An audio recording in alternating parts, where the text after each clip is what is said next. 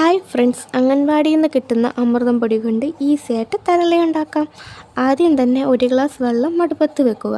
അതിലേക്ക് ഉപ്പ് ചേർക്കുക. വെള്ളം ചൂടായി വരുമ്പോൾ 2 നാഴി അമൃതം പൊടിയും കൂടി ഇട്ട് കൊടുത്ത് രണ്ടും കൂടി നല്ലതുപോലെ യോജിപ്പിക്കുക. 2 മിനിറ്റ് കഴിഞ്ഞ് ഇത് അടുപ്പിൽ നിന്ന് മാറ്റി ഇതിലേക്ക് അരമുറി നാളികേരം ചിരകിയതും നമ്മുടെ മധുരത്തിന് ആവശ്യത്തിനനുസരിച്ച് ശർക്കരയും കൂടി ആഡ് ചെയ്യുക.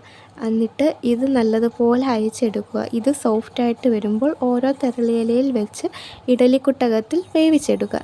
നല്ല ഹെൽത്തി ആൻഡ് ഗുഡ് ടേസ്റ്റുള്ള തെരളി ഇവിടെ റെഡിയായിട്ടുണ്ട്. എല്ലാവരും ഒന്ന് ട്രൈ ചെയ്ത് നോക്കണേ. ഇത് ഷെയർ ആൻഡ് സബ്സ്ക്രൈബും കൂടി ചെയ്യണേ. പിന്നെ ബെല്ലൈക്കണും കൂടി ഒന്ന് ക്ലിക്ക് ചെയ്യണേ. എന്നാലേ ഇനി ഞാൻ ചെയ്യുന്ന ഓരോ വീഡിയോയും നിങ്ങൾക്ക് നോട്ടിഫിക്കേഷൻ വരത്തുള്ളൂ.